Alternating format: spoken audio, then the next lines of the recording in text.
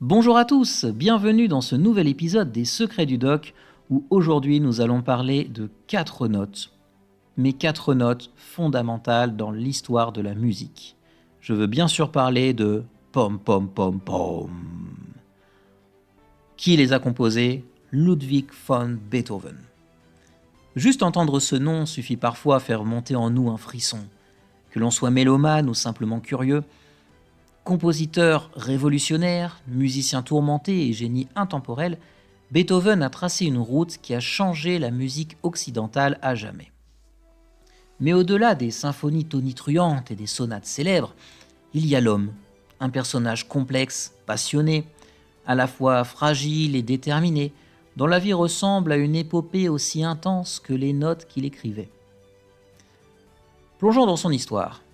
Au cœur du XVIIIe siècle, à Bonn, une ville paisible située au bord du Rhin, dans ce qui est aujourd'hui l'Allemagne, c'est là, le 16 décembre 1770, que naît Ludwig van Beethoven, dans une famille où la musique n'est pas seulement un art, mais une véritable tradition. Son père, Johann van Beethoven, est chanteur et musicien à la cour électorale. Un homme ambitieux qui aspire à faire de son fils un prodige comparable au jeune Mozart. Si seulement il avait su qu'il réussirait parfaitement. Et déjà, il enchante l'Europe de ses instruments. Cette ambition paternelle va modeler les premières années de Ludwig, parfois de façon brutale. On raconte que Johann, en voyant son fils en un diamant brut, ne ménageait pas ses efforts pour imposer un entraînement quotidien rigoureux, presque militaire. Déjà âgé de 4 ou 5 ans, l'histoire n'est pas tout à fait précise là-dessus, le petit Ludwig devait déjà passer des heures et des heures à répéter au piano, au violon ou à l'orgue, sous l'œil sévère de son père. Les témoignages rapportent même des épisodes où le jeune garçon, dépassé, cherchait parfois à se cacher pour échapper à ces scènes épuisantes. Mais derrière cette rudesse, il y avait une volonté farouche de déceler un talent exceptionnel, et il y réussit. Dès ses premières années, Ludwig montre une oreille fine, une mémoire remarquable et une capacité à reproduire et même improviser sur des airs qu'il entend. Son éducation musicale est complète. Il apprend à lire les notes, à comprendre la théorie musicale et surtout à ressentir la musique, à ressentir ses émotions, au-delà des simples mécaniques musicales. Il faut aussi noter que cette éducation ne se limitait pas aux seules leçons musicales. Beethoven grandit dans une famille où la musique est partout, dans la maison, à l'église, dans les salles de réception, partout. Son grand-père, lui-même musicien, avait déjà imprimé cette ambiance mélodieuse à la famille. Dès son plus jeune âge, Ludwig fréquente les concerts et observe les musiciens, s'imprégnant des styles variés, des danses populaires aux œuvres sacrées. Un autre élément important est son environnement social. Bonn, à l'époque, est une petite cour princière plutôt modeste, où les musiciens travaillent souvent dans une position précaire, dépendant de la faveur des nobles. Ce contexte inculque à Beethoven une conscience aiguë du travail et de la lutte pour le succès. Malgré son jeune âge, Ludwig fait très vite preuve d'une maturité artistique étonnante. Certains de ses premiers airs nous sont parvenus, modestes mais déjà révélateurs de ce qui va suivre.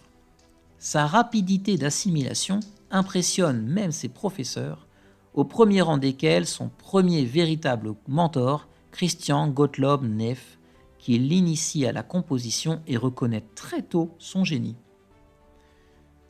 Ces années formatrices, parfois marquées par la difficulté, ont forgé le tempérament d'un homme qui allait se battre toute sa vie contre les obstacles.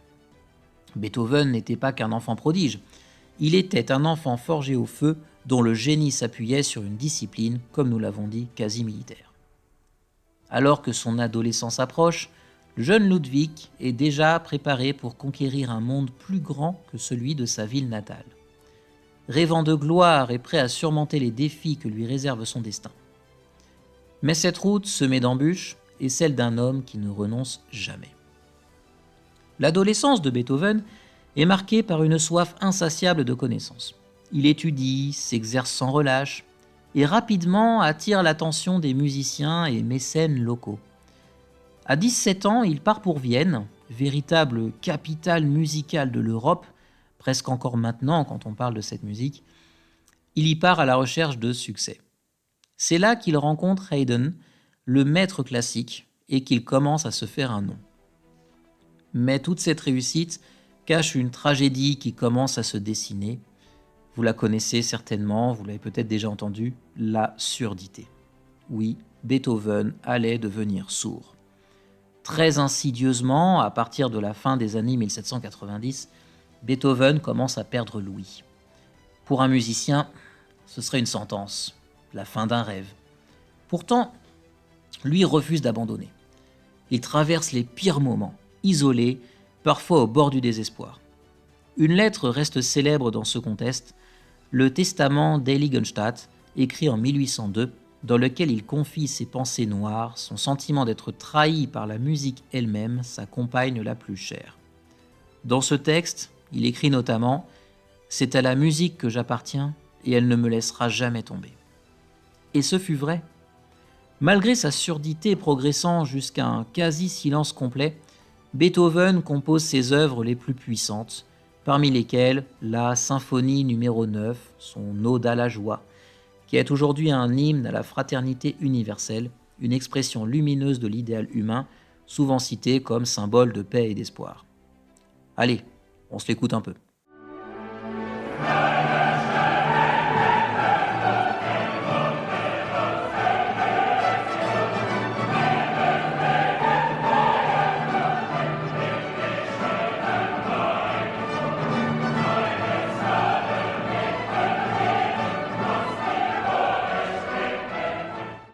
Alors évidemment, tout le monde n'aime pas, bien sûr, mais il faut comprendre qu'à l'époque, la musique n'était pas aussi répandue que maintenant. Et pour l'époque, c'était déjà magnifique, c'était incroyable, et même encore aujourd'hui, son ode à la joie résonne et est utilisé dans énormément de domaines. Mais passons. Parlons de ses autres compositions, car Beethoven ne se résume pas à ses symphonies tonitruantes qui font lever le poil. Il est aussi l'auteur de créations d'une finesse incroyable, où chaque note porte un poids émotionnel énorme. Prenons par exemple ses sonates pour piano, œuvres tour à tour puissantes, délicates et profondément intimes. Parmi elles, la sonate au clair de lune, écrite en 1801, est sans doute la plus célèbre. On se l'écoute rapidement.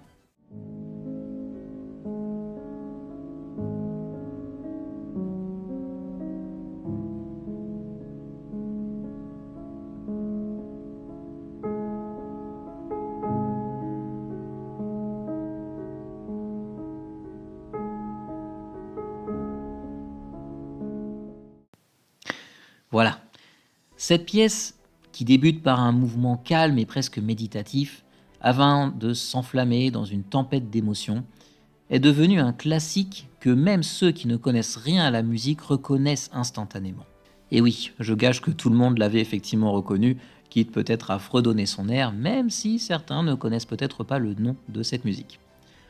Petite anecdote amusante, Beethoven lui-même n'aurait pas apprécié ce surnom poétique donné par un critique allemand plus tard, il la voyait avant tout comme une œuvre sérieuse et rigoureuse. Bref, les quatuors à cordes de Beethoven, notamment ceux composés dans ces dernières années, révèlent une recherche tout autre. Ces œuvres, parfois complexes, parfois d'une beauté tendre et secrète, ont révolutionné le genre. Le quatuor numéro 14 en ut dièse mineur, opus 131, composé en 1826, fascine toujours par sa structure audacieuse. Ok, là, j'en ai peut-être perdu la moitié d'entre vous, mais c'est pas grave, je vous laisserai rechercher, ça vaut le détour. Il est composé de 7 mouvements liés sans interruption, une innovation qui déconcertait autant qu'elle captivait. Ces pièces étaient souvent difficiles à comprendre pour ses contemporains, mais elles influencèrent fortement la musique de chambre par la suite. Quant au concerto, Beethoven signe des pages majeures. Son concertant pour piano numéro 5, surnommé l'Empereur, écrit entre 1809 et 1811, oui parce qu'à l'époque quand on écrivait un concerto ou une musique, ça prenait pas 3 heures, ça prenait plus de temps, est un manifeste de force et d'élégance. C'est une œuvre qui mêle virtuosité et grandeur, pensée autant pour accompagner sa propre carrière de pianiste que pour exprimer un idéal héroïque. On raconte que lors de la première, en 1811, Beethoven dut être guidé et soutenu sur scène à cause de sa surdité avancée. Un moment émouvant où la musique surpassait la souffrance. Bien sûr, les symphonies occupent une place centrale dans son œuvre. La symphonie numéro 3, héroïque, composée en 1803, est une déclaration audacieuse. Beethoven y exprime le triomphe de l'individu avec une intensité inédite, rompant avec le classicisme de ses prédécesseurs. On sait qu'elle fut d'abord dédiée à Napoléon Bonaparte. J'avais fait un podcast sur lui que je vous invite à découvrir. On voit l'homme au-delà de l'empereur tel qu'on le connaît. Avant que le compositeur ne ravisse son enthousiasme face à ce qu'il perçut comme une trahison des idéaux révolutionnaires. La symphonie numéro 9, terminée en 1824, est peut-être son chef-d'œuvre le plus universel. En intégrant pour la première fois dans une symphonie des voix humaines avec son fameux final choral L'Aude à la joie, Beethoven porte ce message humaniste et fédérateur devenu un hymne à la paix et à la fraternité universelle. Tout au long de son travail, Beethoven a su concilier une école classique solide, héritée de Haydn et Mozart, avec une inventivité et une expressivité brûlantes qui annoncent le romantisme. Son langage musical a ouvert la porte à toute une génération de compositeurs qui ont vu en lui un pionnier, un maître capable de transcender les formes traditionnelles pour exprimer l'âme humaine dans toute sa profondeur. Beethoven, c'était un petit peu le plus grand influenceur musical de l'époque, mais évidemment sans TikTok, sans YouTube, etc. Alors, que vous écoutiez la délicatesse d'une sonate pour piano ou la puissance réelle d'une symphonie, vous reparcourez la palette immense d'un génie qui a redéfini ce que la musique pouvait signifier. Beethoven était également un homme au caractère complexe, parfois colérique, parfois solitaire. Il avait un sens profond de la justice et un engagement farouche pour sa liberté artistique. Il détestait être contrôlé par les puissants mécènes, défiant les conventions sociales de son temps. Une anecdote raconte qu'il rejetait l'idée même d'être un simple serviteur de la musique de cour, préférant vivre modestement, mais libre. Son influence ne s'est pas arrêtée à la musique. Beethoven incarne cette figure d'artiste engagé, capable d'exprimer à travers ses notes les espoirs, les souffrances et les rêves de son époque. Son héritage est bien plus qu'une collection de partitions. C'est une invitation à la persévérance, à la créativité face à l'adversité. Mais comment parler de Beethoven sans bien sûr parler du 22 septembre 1808 ? Qu'est-ce qui s'est passé le 22 septembre 1808 ? Eh bien, dans une époque où la musique était souvent au service de la noblesse, Beethoven a fait entendre une voix nouvelle, plus universelle, s'adressant à tous, à Vienne. Son célèbre motif d'ouverture pour la symphonie numéro 5, ses 4 notes graves et insistantes, est devenu un symbole de lutte contre l'adversité, un cri d'énergie qui traverse les âges. Quelques notes peuvent-elles changer le monde ? Pour la symphonie numéro 5 de Beethoven, la réponse est un grand oui. Dès les premiers instants, 4 notes frappent. Pom, pom, pom, pom. Elle frappe l'oreille comme un coup de tonnerre. Ce motif quasi obsessionnel est devenu l'un des plus célèbres de toute la musique classique et pour aller plus loin, de toute la musique tout court. Mais que signifient ces 4 notes ? Après tout, c'est vrai. Pourquoi elle et pas d'autres ? Eh bien, Beethoven lui-même décrivait ce motif comme le destin qui frappe à la porte. L'idée, souvent répétée, est que ces 4 notes symbolisent la lutte elle-même, le combat intense de l'homme face à l'adversité. Et avec une simplicité presque brutale, ce thème capte l'énergie primale, cette force vitale capable de surmonter le chaos et la menace. Musicalement, ce motif est fondamental.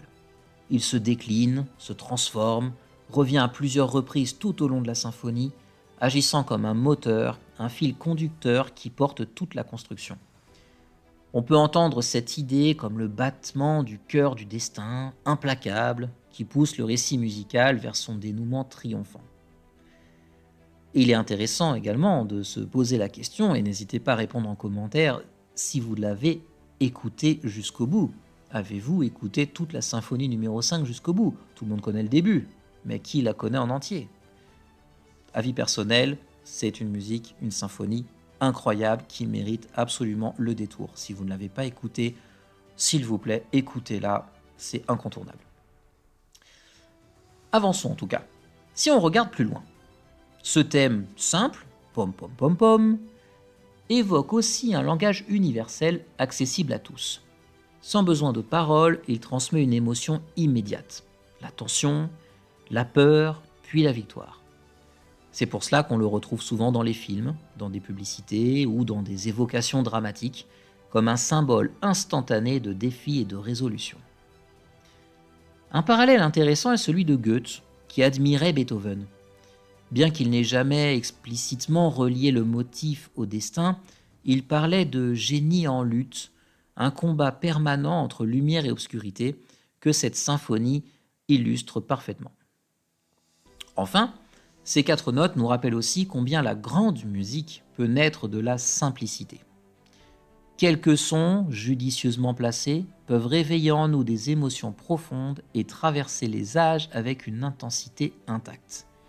Imaginez-vous bien qu'aujourd'hui, lorsque vous écoutez la 5e symphonie de Ludwig van Beethoven, l'émotion que vous pouvez ressentir est la même que celle qui a été ressentie lorsqu'elle a été présentée pour la première fois.